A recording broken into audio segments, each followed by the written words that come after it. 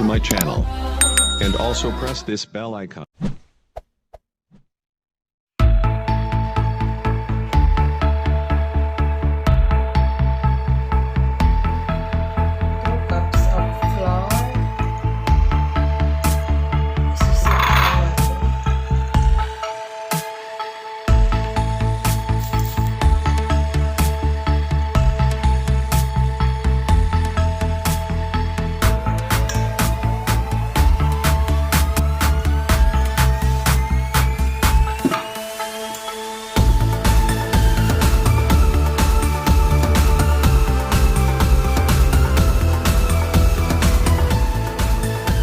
Maglagay ng 1/2 tablespoon na salt.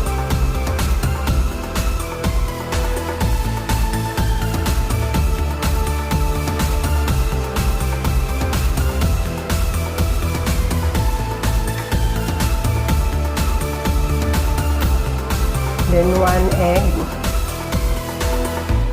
Isang buong itlog yung ihahalo natin sa 2 cups na flour.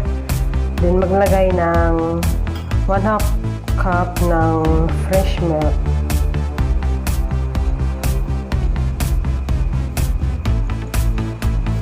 Then paghalo-haloin lang natin siya ng ganyan.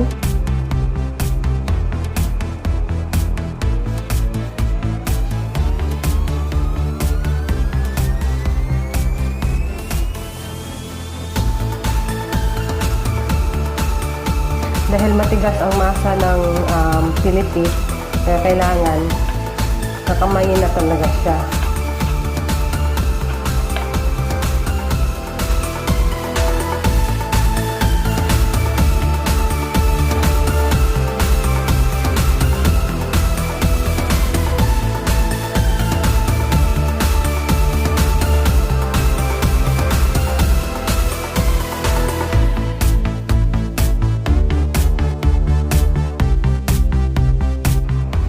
Ang dough ng Pilipit, wala siyang yeast o kaya baking powder.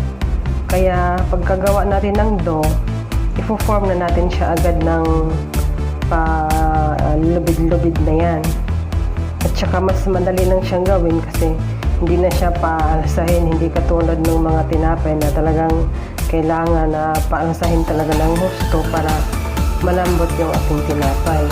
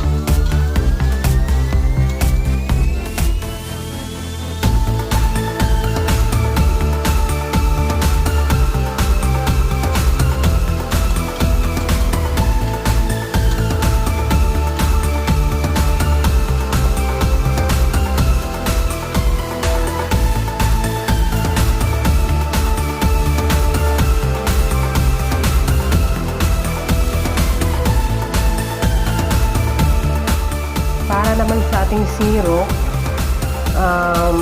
meron tayo ditong 100 ml na water at 1 cup ng sugar. Paghalo-haloin lang natin siya dun sa medium heat lang siya. Tapos parang ika-caramelize lang natin siya bago natin i-dip dyan yung ating pilipit.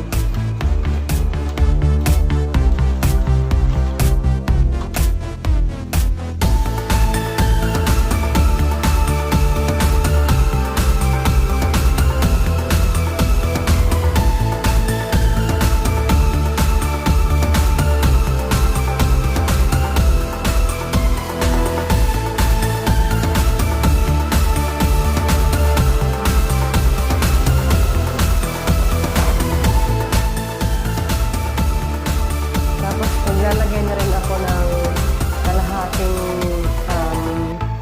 lemon juice.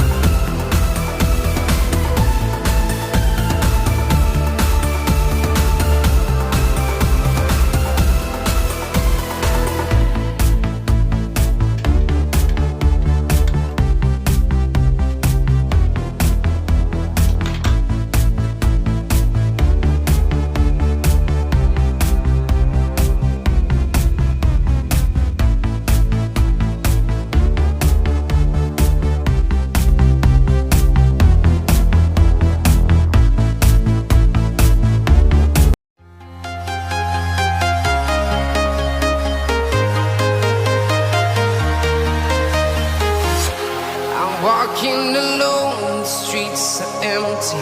The only thing I can see is my own silhouette. I'm getting stronger, step by step. The clock is ticking, but there's no time for regrets. I've been flying from town to town,